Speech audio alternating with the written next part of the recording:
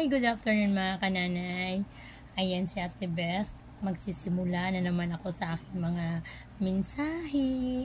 Yung mga nanay na tulad ko, sana ay malakas ang loob. Alam niyo bakit? Kasi kapag hindi malakas ang loob ng nanay, apektado ang lahat ng miyembro ng pamilya, lalo na sa mga anak. Kaya mga nanay tulad ko, kailangan natin maging malakas ang loob. Huwag tayong mawalan ng pag-asa. Kailangan natin lumaban sa lahat ng mga paghamon sa buhay. Kasi tulad sa akin, naranasan ko lahat ang mga problema na mga dumadaan na mabigat man, magaan man, pera man, o anumang mga bagay, sakripisyo, mga kung ano-anong mga problema sa buhay ng isang tao ay halos naranasan ko. Yan ang sinasabi ko. Yan. Number 1, nanay, huwag kayong mawalan ng pag-asa. Kung kayo'y walang-wala, mag-isip, gumalaw, parang lahat ng yan ay marisolba. Pangalawa, kung ano may problema sa pamilya, huwag ninyong samahan ng init ng ulo. Kailangan natin maging malamig, mahinahon, at huwag samahan ng kung anumang bisyo.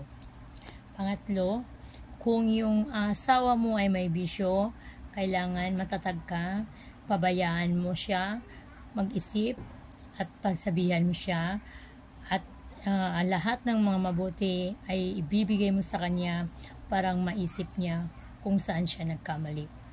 Pang-apat, kung may mga anak kayong matitigas ang ulo, sana huwag kayong sumurinder, huwag kayong sumuko.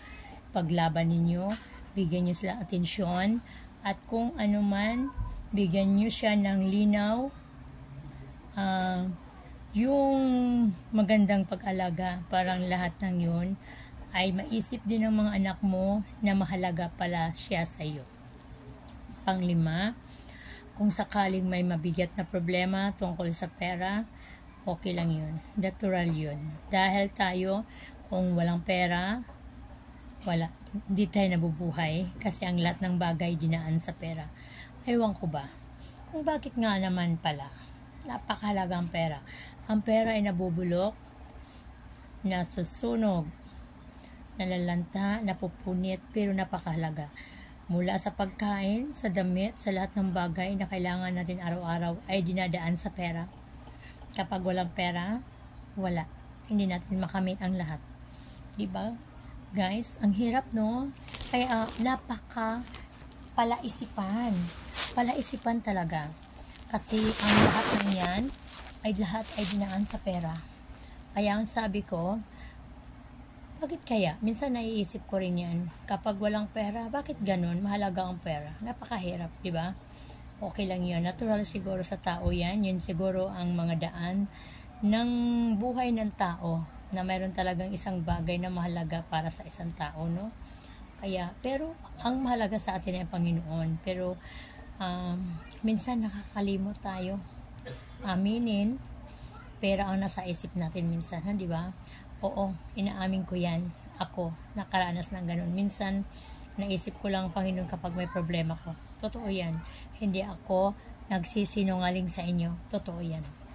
Kaya guys, mga nanay, tulad ko, maging matibay at huwag kayong sumurrender. Lahat ng paghihirap ay may kalutasan.